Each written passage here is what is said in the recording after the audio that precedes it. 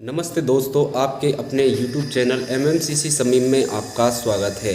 दोस्तों, आपके लिए बता दें कि इस चैनल के माध्यम से हम रीट, एचटेट, सीटेट से संबंधित साइकोलॉजी और मैथमेटिक्स और हिंदी व्याकरण लेकर आ रहे हैं।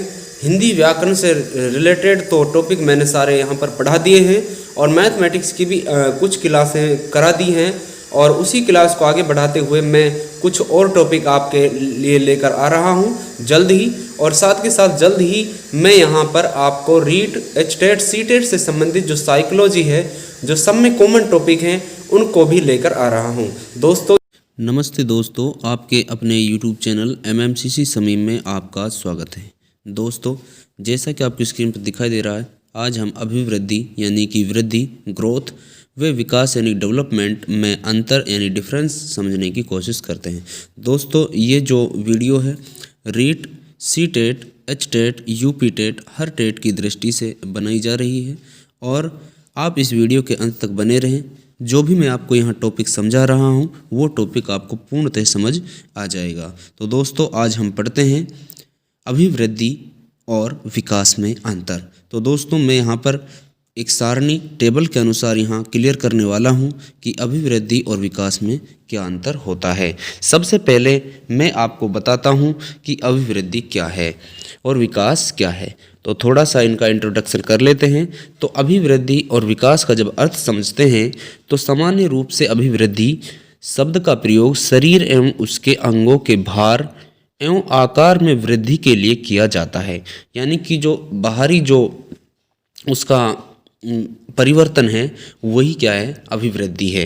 यानी कि उसके अंगों के भार और उसके आकार यानी कि बड़े छोटे होने में यदि चेंजिंग होती है तो वही क्या है, वृद्धि कहलाती है। जबकि विकास की बात करें तो विकास में मानसिक वृद्धि यानी कि जो दिखाई नहीं देती है वो जांची जाती है, परखी जाती है, महसूस की जाती है। ऐसे ही शारीरिक वृद्धि भी इसी में आती है और संवेगात्मक परिपक्वता और बौद्धिक परिपक्वता का अध्ययन किया जाता है। तो दोस्तों, ये हुआ अभिवृद्धि और विकास का अर्थ।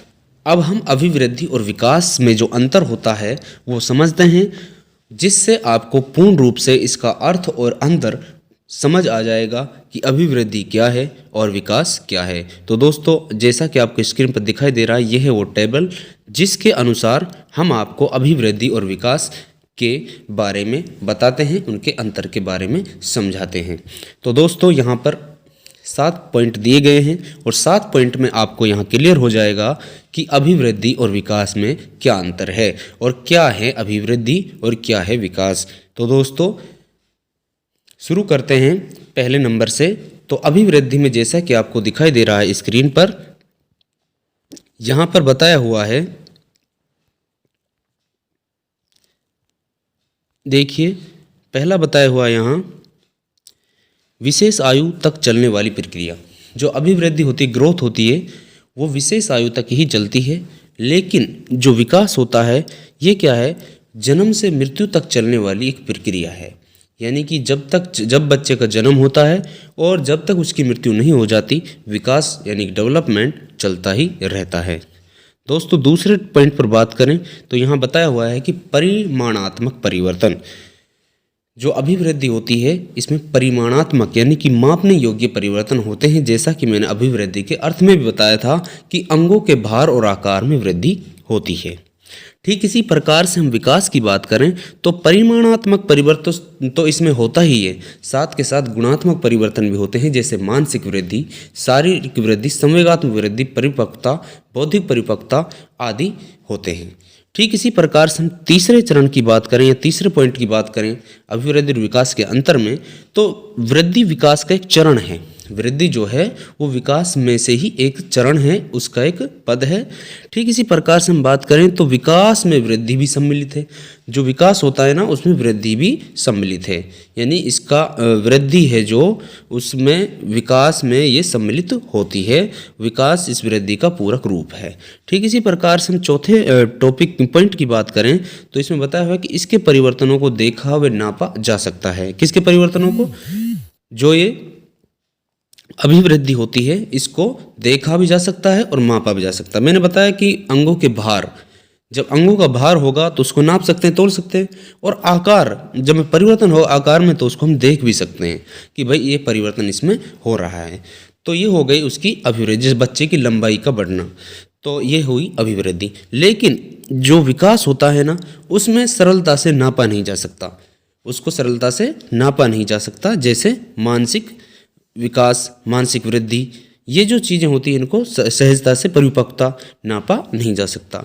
इसी प्रकार से हम बात करते हैं पॉइंट 5 की, तो केवल शारीरिक परिवर्तन जब होता है तो वो अभिवृद्धि के अंतर्गत आता है।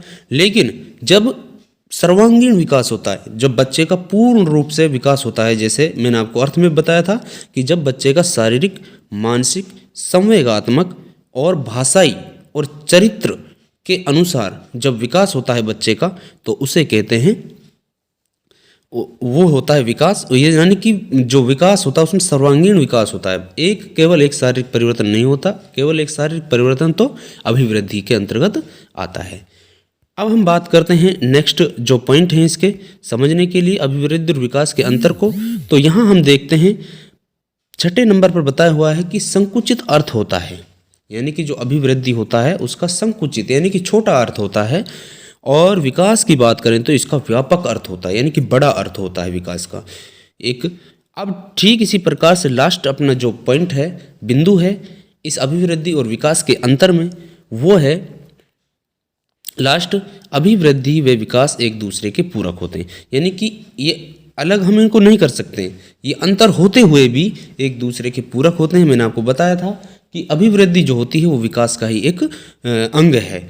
तो दोस्तों ये था अभिवृद्धि और विकास में अंतर। आपको कैसा लगा वीडियो कमेंट करके ज़रूर बताएं, और ऐसे ही नेक्स्ट टॉपिक मैं आपके लिए लेकर हाजिर होऊंगा जो रीट, सीटेट, एचटेट और यूपी टेट से संबंधित होगा।